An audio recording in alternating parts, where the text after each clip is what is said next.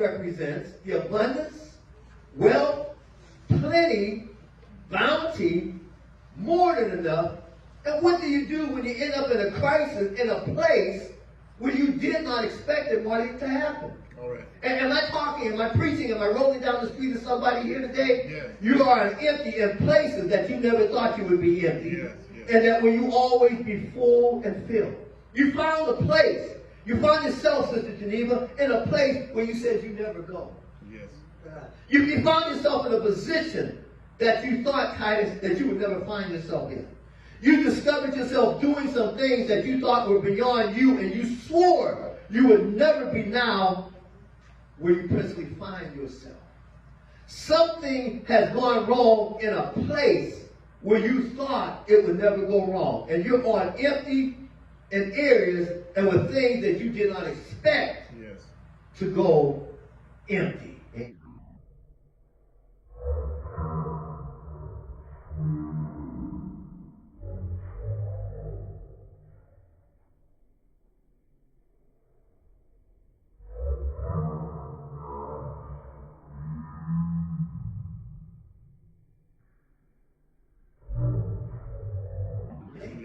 You got a good mate, but you're empty. Yes. You didn't get married to catch hell, but unexpectedly, it's running out. You didn't get a job and a raise to be broke and struggling, but you're in Canaan and you're broke and can't pay your bills.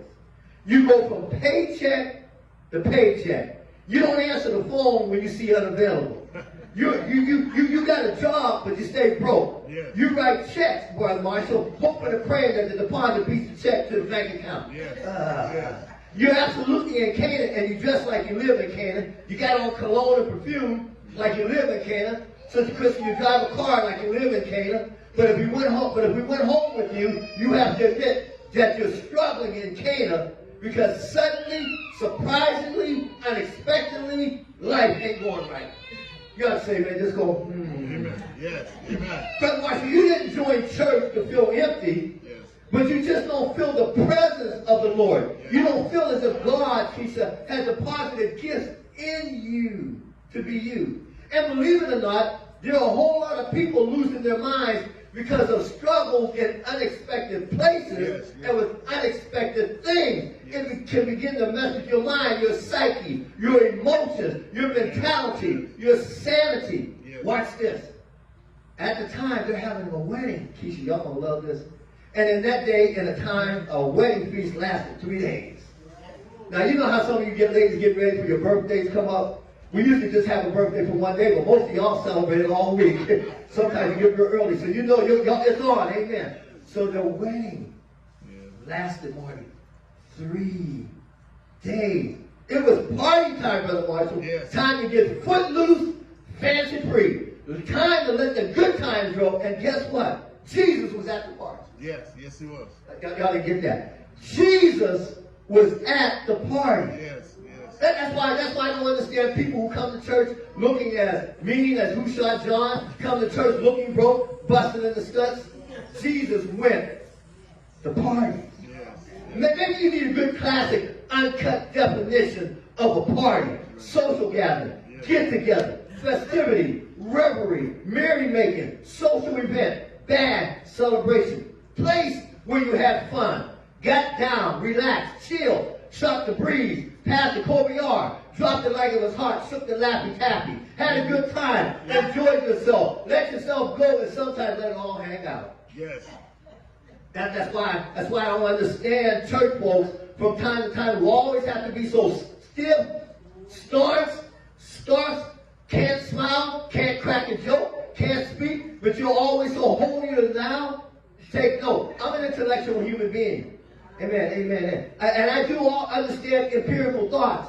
And it can be difficult to absorb your theology. But now, every now and then, something ought to break in your spirit. Because your PhD didn't die for you. Your degree isn't what gave you a peace of mind. Jesus went to a party. Yes. Amen. Thank you. At a party, spirits are high.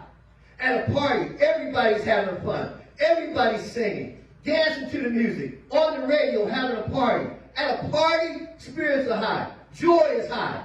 Everybody's happy. Everybody's fellowshipping, greeting. You even talk to people you don't love and don't even like, because when you get a little wine in you, you don't really know what you're doing. You start hugging everybody, Crystal, and speaking to everybody. Your spirits are high. But then when the wine runs out, and they have to go from an emotional high to an emotional low. And who am I talking to, Jackie, today? Your life seems to be up and down on an emotional roller coaster. One day you're high, and the next day you're low. One day you've got joy, and the next day you're telling people don't speak to you. One day you're calling everybody, and the next day you're telling others, I don't want to be bothered. Can I take a little further? Can I take a little further? The wedding is where they run out. Which means, watch this, Marshall, things go wrong for them in public. Yes. In other words, their problem is not something that happens in private. Their problem is not something they can fake and hide, conceal, veil, cover. I mean, it's one thing if you can dress up so good that nobody has an idea or indication or clue what you're going through. It's one thing if you can shout so well that nobody knows what you're struggling with underneath the shout. That's right. But what do you do when you're going through is up for public display? Yes. Everybody knows you're going through a divorce. Yes. Because you're sitting on one side of the church and he's sitting on the other. Yes. All right. And everybody knows you can't find a job because they call it home every day and you're sitting with rollers and your blinds closed. Yeah. Everybody knows you're struggling financially because you call every Tom, Dick, and Harry trying to borrow a little money. What do? Can I take it further?